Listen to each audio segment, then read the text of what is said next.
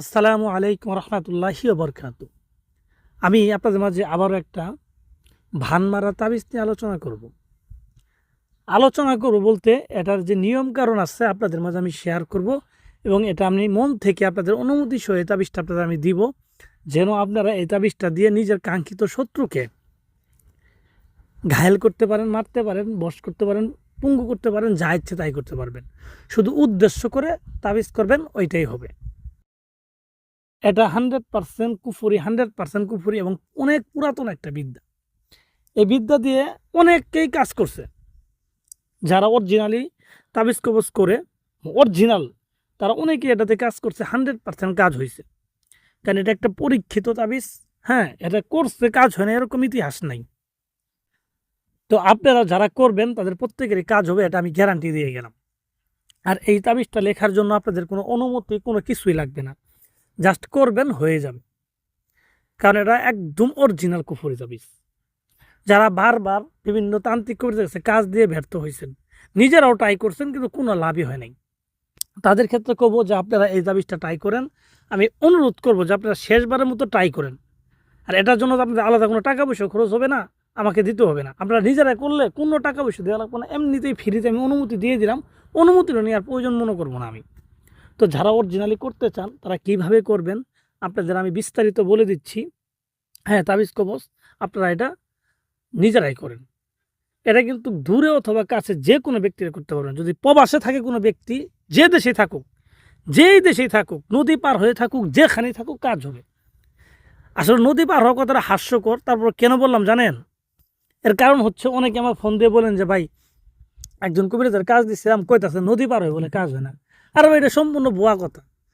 যার জন্য করবেন এই ব্যক্তি যদি জীবিত থাকে, দুনিয়াতে জীবিত থাকে, 100% কাজ হবে যদি জীবিত থাকে।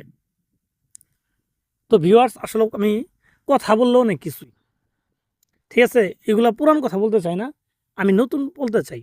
যা পূর্বে করছেন সব বাদ, লাস্ট বার আমার এই তাবিজটা আপনারা করে দেখবেন, নিজেরাই করে দেখবেন, আশা করি কাজ হবে। তো ভিউয়ার্স, এটা কিন্তু ছেলে মেয়ে উভয়ের ক্ষেত্রে করতে পারবেন, যে কোনো বয়সের ক্ষেত্রে করতে, ছোটো বাচ্চা থেকে শুরু করি সবার জন্য করতে পারবেন। শুধু নিয়মটা একই, যেইভাবে নিয়ম বলবো এইভাবে আপনারা করবেন।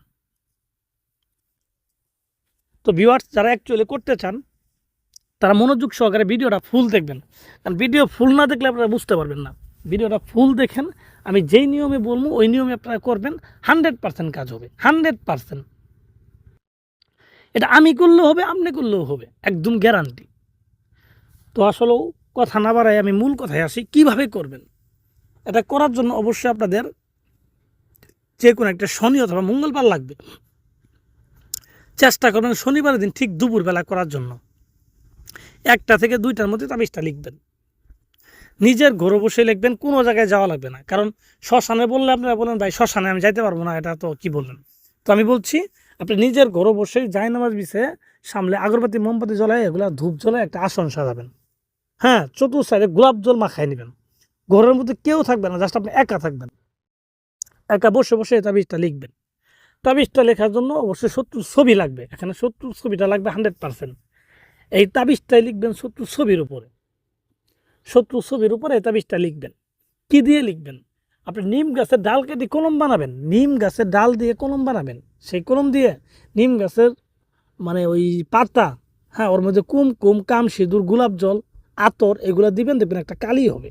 কালিটা দেখবেন এত সুন্দর একটা মানে ঘ্রাণ হবে। এই কালিটা দিয়ে আপনি এই নিম গাছের ডাল দিয়ে যে কলম বানালেন, এই কলম দিয়ে আপনি তার ছবির বিপরীত পাশে এই তাবিজটা লিখবেন।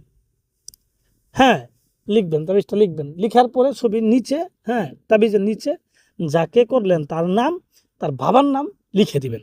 যদি সেই ব্যক্তি মেয়ে হয় সেই ক্ষেত্রে কিন্তু বাবার নাম দিলেও হবে না, সেই ক্ষেত্রে দিতে হবে তার মায়ের নাম, তার মায়ের নামটা দিবেন।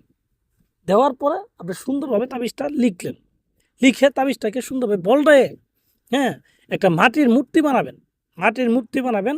যখন মাটির মূর্তিটা বানাবেন তখন যে ব্যক্তিকে করতেছেন তার সুরুত বা চেহারা মনে মনে ভাববেন আর তাবিজটা বানাবেন, মানে মূর্তিটা বানাবেন।